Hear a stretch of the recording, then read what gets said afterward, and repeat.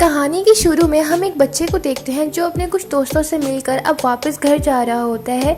इसके घर के रास्ते में एक जंगल आता है जहाँ से उसको गुजरना होता है, लेकिन अचानक से उस रास्ते से गुजरते हुए कोई अनहोनी ताकत उसको खींच लेती है और उसके बाद बच्चा कहाँ गया किधर गया किसी को कोई मालूम नहीं होता। फिर हम उसके बाद एक लड़की जैकी को देखती हैं जो कि अपने बेटे के लिए कुछ केक्स बना रही होती है। तभी उसको किसी का फ़ोन आता है, लेकिन उसका बेटा फ़ोन के बारे में पूछता है लेकिन वो कोई जवाब नहीं देती है। अब असल में जैकी एक लड़के को पसंद करती होती है और अपने शौहर के साथ भी इसके ताल्लुकात कुछ अच्छे नहीं होते और इन सारी बातों का इसके बेटे को भी पता होता है, जिसकी वजह से वो उससे हर टाइम नाराज़ ही रहता है। उसके बाद हम जैकी के शौहर ग्रेग को देखते हैं जो कि सोकर कुछ देर पहले ही उठा होता है। ग्रेग एक पुलिस ऑफिसर होता है, अपनी बीवी की हरकतों से भी काफ़ी परेशान होता है। इसको अपनी बीवी मतलब जैक का फ़ोन आता है। जैक इसको बोलती है कि मैंने कुछ केक्स बना के रखे हैं, जाते टाइम वो तुम खा लेना। ये सब सुन के ग्रेग को बहुत ज़्यादा गुस्सा आ जाता है और वो फ़ोन अपनी विंडो से बाहर फेंक देता है। अब जब वो वापस उस जगह पे जाता है तो उसको कुछ महसूस होता है। वहाँ पे देखता है कि एक कप में कुछ बुझी हुई सिगरेट्स पड़ी हुई हैं। इसको अपने बेटे पर शक होने लग जाता है कि शायद ये उसी का काम है। उसके बाद ग्रेग रेडी होकर जब पुलिस स्टेशन पहुँचता है तो वहाँ पे उसको उसी मिसिंग लड़के का, जिसको हमने स्टार्ट में देखा था, उसका केस मिलता है जो कि मिल नहीं रहा होता। अब इस बच्चे का केस इस पुलिस वाले मतलब कि ग्रेग के पास आया था और अब इसको ढूंढने का काम था। दूसरी तरफ हम जैकी को देखते हैं जो अपने घर पर आती है और इसको कुछ महसूस होता है कि शायद इसके अलावा भी घर पे कोई है। तभी अचानक वो एक मोटे से आदमी से टकराती है। अब उसको कहता है कि तुम्हारे शौहर ने मुझे खिड़की ठीक करने के लिए बुलाया है। वो पूछती है कि तुम अंदर कैसे आए हो, क्योंकि घर में तो कोई मौजूद ही नहीं था। तभी वो बोलता है कि तुम्हारी बेटी जिसने दरवाज़ा खोला मेरे से काफ़ी अच्छे तरीके से बात कर रही थी। वो हैरान होती है क्योंकि उसकी तो कोई बेटी थी ही नहीं, सिर्फ उसका एक बेटा था। अब इसके बाद हमें ग्रेग का सीन दिखाया जाता है जो कि अपनी पूरी टीम के साथ जंगल में पहुंचा होता है इन्वेस्टिगेट करने के लिए। वहां पर हमें ग्रीन कलर का एक चाकू भी नज़र आता है। अब ग्रेग अपने साथ वाले पुलिस ऑफिसर को बोलता है कि मुझे लगता है ये काम उसी किडनैपर का है जिसने पहले भी बच्चों को किडनैप कर लिया था। लेकिन वो बोलता है कि नहीं, ऐसा नहीं हो सकता क्योंकि उसको तो मैंने खुद कैद कर लिया है और अभी भी इस टाइम वो जेल में बंद पड़ा हुआ है। वो ऐसा काम नहीं कर सकता, ये ज़रूर कुछ और चक्कर है। अब जैकी अपने बेटे के साथ खाना खा रही होती है और खाना खाने के दौरान में पूछती है क्या कल घर पे कोई आया था। तभी उसके बेटे को गुस्सा आ जाता है और वो कहते हैं हाँ शायद आपका कोई दोस्त आया हो। वो ऐसे कहकर यहाँ से उठकर चला जाता है। उसके बाद टीवी पे न्यूज़ चल जाती है। उन्हीं दो बच्चों के बारे में बताया जा रहा होता है जो कि जंगल में से मिस हो गए थे। लेकिन जैकी यहाँ पर टीवी को बंद कर देती है। कुछ ही देर के बाद वो खुद ब खुद चल पड़ता है और दोबारा से वही न्यूज़ लगने लग जाती है। अभी इतना ही था कि थोड़ी देर बाद ग्रेग घर पर आ जाता है। अब जैकी उससे बातें करने लग जाती है और उसको कहती है तुमने जो बंदा घर पे भेजा था विंडो ठीक करवाने के लिए, वो जाता हुआ हमारे सारे चांदी के बर्तन चुरा के ले गया है और बहुत अजीब अजीब बातें कर रहा था कि हमारी एक बेटी है। हालांकि ऐसा तो कुछ भी नहीं, लेकिन ग्रेग उसकी किसी बात को कोई ध्यान नहीं देता। हाँ, वो अपने रूम में जाते हुए वहाँ पे लगे पिक्चर्स को ज़रूर देखता है जो कि गायब थी, लेकिन फिर भी वो इतना कोई ख़ास सीरियस नहीं होता और फ़ौरन से अपने रूम में चला जाता है। अब जब ग्रेग उस चूहे को देखता है तो उसको पकड़ने के लिए उसके पीछे पीछे जाना शुरू कर देता है। अब वो चूहा इसके रूम की अलमारी के बीच में जाकर छुप जाता है। ग्रेग अब उस चूहे के पीछे होता है, लेकिन न जाने कोई आके इसके उस अलमारी का दरवाज़ा बंद कर देता है जिसके बीच ग्रेग भी होता है। ये काफ़ी चीख चिल्ला कर रहा होता है लेकिन कोई भी नहीं सुनता। कुछ देर के बाद उसकी बीवी वहाँ पर आती है और आके वो उस अलमारी का दरवाज़ा खोल देती है। वो उसको कहती है कि तुम यहाँ पर कैसे फंस गए हो, क्योंकि रूम में तो कोई भी नहीं था जो तुम्हें अलमारी में बंद करेगा। रात के टाइम जब जैकी सो रही होती है तो उसको अपने बेटे के कमरे से अजीब तरह की आवाज़ें आ रही होती हैं। वो वहाँ पर आके चेक करती है तो उसका बेटा रात के एक वीडियो गेम्स खेल रहा होता है। उसको अपने बेटे के बेड के नीचे से अजीब तरह का मास्क भी मिलता है, लेकिन वो उससे कोई भी सवाल नहीं करती, चुप करके वहाँ से चली जाती है। अब एक औरत दिखाया जाता है कि ग्रेग के ऊपर से उसका ब्लैंकेट किसी ने हटा लिया और सुबह जब वो उठा है तो उसका सारा बिस्तर भी गीला है। खैर वो इस बात की परवाह किए बगैर फौरन से तैयार होकर पुलिस स्टेशन पहुँच जाता है। अब पुलिस स्टेशन में एक ऑफिसर उसी किडनैपर के बारे में बता रही होती है। वो कहती है सेम ऐसा कुछ साल पहले भी हुआ था जब एक किडनैपर बच्चों को अजीब तरह से पकड़ के उन पर जुल्म किया करता था। उससे एक पुलिस ऑफिसर बताता है कि 2 बच्चे वहाँ से भाग भी गए थे और मैंने उनकी इन्वेस्टिगेशन भी की थी, लेकिन इन्वेस्टिगेशन के दौरान कुछ खास पता नहीं चला था। उसके बाद दोबारा से वो उसी बच्चे से मिलने के लिए जाते हैं जिसको कभी उस किडनैपर ने पकड़ा था, लेकिन उसकी हालत इतनी ज़्यादा उस आदमी ने ख़राब कर दी होती है कि वो किसी से कोई बात नहीं कर रहा होता। उसके बाद ग्रेग रिकॉर्ड हुए इन्वेस्टिगेट वाले मैसेज दोबारा से सुनने लगता है जिसमें वो बताया जा रहा होता है कि वो एक जादुई घर है जहाँ कोई नहीं जा सकता। उसके बाद हम जैकी को देखते हैं जिससे उसका दोस्त मिलने के लिए आता है और जैकी उसको कहती है कि प्लीज़ अभी तुम यहाँ से चले जाओ, लेकिन वो कोई बात नहीं सुन रहा होता। अचानक से वही कप सिगरेट्स वाला ऊपर से नीचे आ गिरता है, जिसको किसने गिराया किसी को भी पता नहीं होता।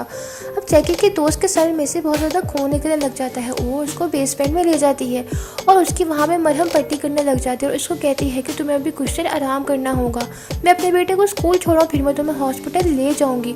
उसको शक अपने बेटे पर ही हो रहा होता है क्योंकि वो घर पे अकेला मौजूद था, लेकिन इस बात का भी अभी कोई सॉलिड प्रूफ नहीं होता कि ये काम किसने किया है। उसके बाद जैकी जब अपने दोस्त की मरहम पट्टी कर रही होती है तो उसको उसी दोस्त के नंबर से फ़ोन आ रहा होता है। इसको लगता है कि शायद ये काम ही मेरे बेटे ही का है। जब वो घर जाती है तो उसका बेटा सीढ़ी वाली साइड से नीचे आ रहा होता है, जिससे उसको यकीन हो जाता है कि शायद ये कप वाला काम इसी ने किया है, लेकिन वो अपने बेटे से कोई सवाल जवाब नहीं करती है। अब वो अपने बेटे को लेकर स्कूल जा रही होती है और उसको वहाँ पर ड्रॉप कर देती है। उसके बाद हम उस जैकी के दोस्त को देखते हैं जिसके सर से बहुत खून निकल रहा है और किसी ने अचानक से सर पर डंडा मार के उसको मार दिया। उसके बाद हम सीन देखते हैं ग्रेग का, जो कि जंगल में जाके इन्वेस्टिगेट कर रहा होता है और तभी वहाँ पे उनको एक बारीक सी तार नज़र आती है। शायद वही तार के ज़रिए उस बच्चे को साइकिल पर से हटा लिया गया था। उसके बाद जैकी जब उस बेसमेंट में आती है तो वो देख के हैरान हो जाती है कि वहाँ पर उसके दोस्त की लाश पड़ी हुई है। उसको पक्का यकीन अपने बेटे पर ही हो जाता है। उसके बाद वो ये मदद के लिए ग्रेग को बुलाती है ताकि उनके बेटे को सज़ा से बचा लिया जाए। अब इन दोनों को यकीन हो जाता है कि ये काम इन्हीं के बेटे है, क्योंकि वो इस आदमी को बिल्कुल भी पसंद नहीं करता होता। अब कोई सज़ा ना हो इनके बेटे को, ये उस लाश को उठा कर जंगल में जाकर दफना देते हैं।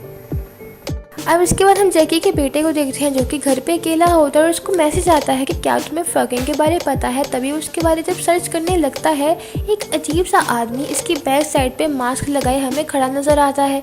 तभी इसके पेरेंट्स भी घर पर आ चुके होते हैं। अब हम देखते हैं कि इस मास्क वाले आदमी ने ग्रेग को बाथटब में बिठा दिया है और उसके हाथ पाँव भी बांध दिया और वहाँ पे हमें वही ग्रीन चाकू भी नज़र आता है जो कि किडनैपर ने हर जगह छोड़ा होता है।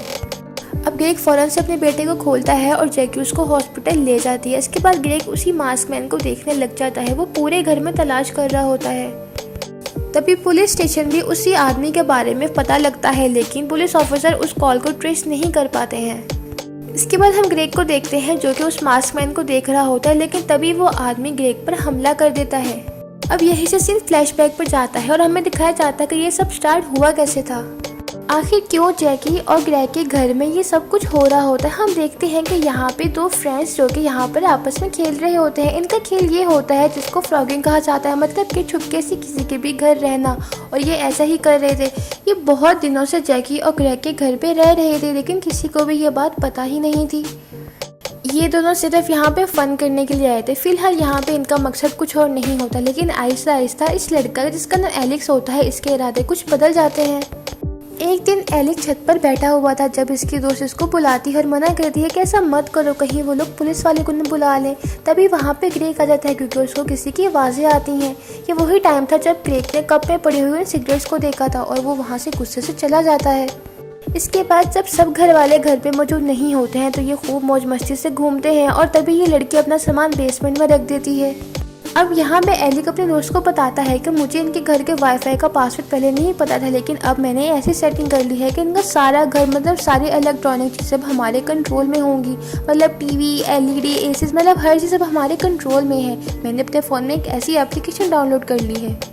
लेकिन ये सब करने से इसकी दोस्त इसको मना करती है, लेकिन वो बाज नहीं आता। यही वही टाइम था जब वहाँ पे घर पे एक आदमी आता है जो कि इनकी खिड़की ठीक करने के लिए आता है। तभी इस लड़की ने जानबूझकर बोला कि मैं जैकी की बेटी हूँ, इसीलिए वो आदमी भी जैकी को यही बात कर रहा था। अब एलेक्स ने जानबूझकर अपने दोस्त की पानी वाली बोतल में नींद की दवाई मिला दी ताकि वो सोई रहे और उसको तंग ना करे। तभी हम ब्रेकिंग न्यूज़ सुनते हैं उन्हीं बच्चे के बारे में जो कि जैकी उस टाइम वहाँ खड़ी सुन रही थी और एलेक्स अपने मोबाइल से वो सब कुछ कंट्रोल कर रहा था। वो बार बार टीवी को ऑन ऑफ कर रहा था जिससे जैकी काफ़ी घबरा गई थी। अब इस सीन के बाद दोबारा से एलिक ग्रेग को अलमारी में बंद कर देता है, मतलब कि अलमारी में बंद करने वाला कोई और नहीं एलिक था। जब उसको जैकी की आवाज़ आती है फ़ौरन से वो उन्हीं के बेड के नीचे छुप जाता है। अब यहाँ पे हमें पता लगता है कि वो मास्क मैन कोई और नहीं बल्कि एलेक्स ही होता है। अब अगले दिन हम देखते हैं जब एलेक्स की दोस्त को होश आता है, वो अपने दोस्त को तलाश करते हुए खिड़की वाली साइड पर आती है। वो बाहर बैठ के सिगरेट पी रहा होता है। वो उसको मना करती है कि तुम ऐसा मत करो, लेकिन वो अब सारी हदें पार कर चुका होता है। वो कहता है मैं तब तक नहीं रुकूंगा जब तक कि सब घर वाले पागल ना हो जाए। वो उसको कहती है कि प्लीज़ तुम फ़िलहाल अभी अंदर आ जाओ। और ये वही टाइम था जब वो वहाँ से उठता है तो उसके पास पड़ा हुआ वो कप जैकी के दोस्त के सर पे जा गिरता है। एलिक की दोस्त काफ़ी उस पर गुस्सा होती है, कहती है अब हमें यहाँ से फ़ौरन निकलना होगा क्योंकि किसी टाइम भी वो लोग पुलिस वाले को बुला लेंगे। अब जैकी जब बेसमेंट में अपने दोस्त को लेकर जा रही होती है, एलिक्स को उसके दोस्त का फ़ोन मिलता है और वही जैकी को फ़ोन कर रहा था। अब बेसमेंट में एलिक्स की दोस्त अपना सामान लेने के लिए आ रही होती है, तभी वही लड़का जिसका सर पे कप लगा था खून निकल रहा होता है। अब वो देखती है कि वहाँ पे ग्रेग आके उसके सर पर डंडा देके मार देता है। ये सब कुछ अब एलिक्स की दोस्त ने अपनी आंखों से देखा था, लेकिन वो वहाँ चुपचाप खामोश खड़ी हुई थी। अब ये लड़की ने सब कुछ चूँकि देख लिया था, इसलिए वो फ़ौरन से अपना सामान लेके वहाँ से जाने लगती है, लेकिन तभी वहाँ पे जैकी आ जाती है जो कि अपने बेटे को स्कूल छोड़कर आई थी। अब इसके बाद ये लड़की फ़ौरन से वापस आकर छुप जाती है और अपने दोस्त एलिक के पास चली जाती है, जिसको देख के वो हैरान हो जाती है क्योंकि वो उसी लड़के को बांध रहा होता है। यहाँ पे इसकी दोस्त उसको बोलती है कि एलिक अगर तुम नहीं रुके तो मैं पुलिस को बुला लूँगी। उनकी हाथापाई होती है और वो सीढ़ियों से गिर के बेहोश हो जाती है। अब यहाँ पे ये सवाल उठता है, अगर इस लड़के को मतलब जैकी के बेटे को एलिक ने बांधा है तो वहाँ पर वो ग्रीन चाकू कहाँ से आया है, क्योंकि एलिक ने तो ये वहाँ पर नहीं रखा था। इसका मतलब यह है कि अभी भी हमें मेन किडनैपर का पता नहीं चल सका। दूसरी तरफ एलिक की दोस्त जो कि बेहोश हुई थी उसको गाड़ी के डिक्की में बिठाता है ताकि वो उसको हॉस्पिटल ले जा सके, लेकिन तभी वहाँ पर दोनों मियाँ बीवी आ जाते हैं जो कि जैकी के दोस्त को दफना के आ रहे होते। अपने बेटे की ख़राब हालत देखकर ग्रेग जैकी और अपने बेटे को हॉस्पिटल भेज देता है और खुद उस गाड़ी में बैठ जाता है जिसमें वो बेहोश हुई लड़की मतलब एलिक की दोस्त होती है। वो न जाने उस गाड़ी को कहाँ लेकर जा रहा होता है, जिसका उस लड़की को बिल्कुल भी इल्म नहीं होता। अब कुछ देर के बाद जब वो लड़की कुछ होश में आती है तो वो देखती है कि उसके पास कुछ अजीब तरह से स्मेल आ रही है। वो देखती है कि वहाँ पर उसी बच्चे के कपड़े पड़े हुए हैं जिसको हमने मूवी के स्टार्ट में देखा था, और वहाँ पर उस बच्चे के कपड़ों के साथ साथ बहुत सारे ग्रीन कलर के चाकू भी पड़े होते हैं जो कि जगह जगह उस किडनैपर ने एज अ साइन के तौर पर छोड़े होते हैं। अब इसको पता लग जाता है कि ये सारा कुछ और किसी नहीं बल्कि ग्रेग कर रहा है, मतलब कोई और किडनैपर नहीं, ये खुद ग्रेग ही है।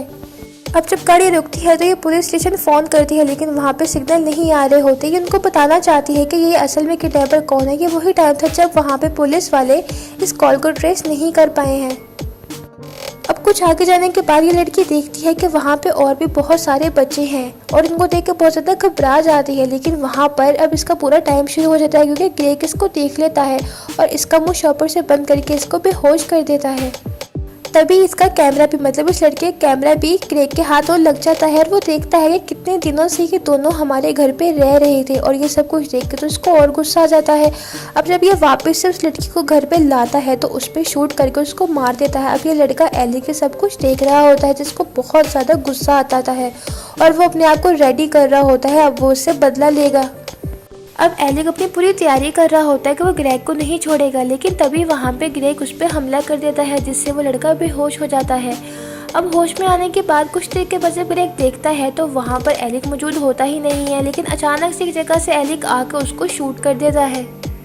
ग्रेग एलिक का चेहरा देख के बहुत हैरान हो जाता है। खैर अब यहाँ पे पुलिस ऑफिसर भी आ जाता है जो कि उस लड़के एलिक पे गोली चला देता है और गोली उसके शोल्डर पे जाकर लगती है जिससे वो बेहोश हो जाता है। लेकिन बेहोश होते टाइम एलिक ने पुलिस ऑफिसर को एक नाम से पुकारा था जिससे उसको पता लग जाता है कि ये कौन है। दूसरी तरफ जैकी और उसका बेटा भी घर आ जाते हैं। वो अपने घर के बाहर बहुत सारी पुलिस देख के हैरान हो जाती है, उसको समझ नहीं आता कि आखिर हुआ क्या है, लेकिन बाद में उसको सब पता लग जाता है कि ये काले करतूत इसके शौहर ही के थे। अब वो सारे बच्चे जिसको किसके शौहर ने किडनैप किया था उनको भी रिहा कर लिया जाता है। अब असल में एलिक वही छोटा बच्चा था जिसको ग्रेग ने बहुत मतलब 15 साल पहले किडनैप किया था, और वो रिकॉर्डिंग भी उसी लड़के की सुन रहा जिसको इसने खुद किडनैप किया था, और ये वही लड़का था जो उससे बचकर आ गया था।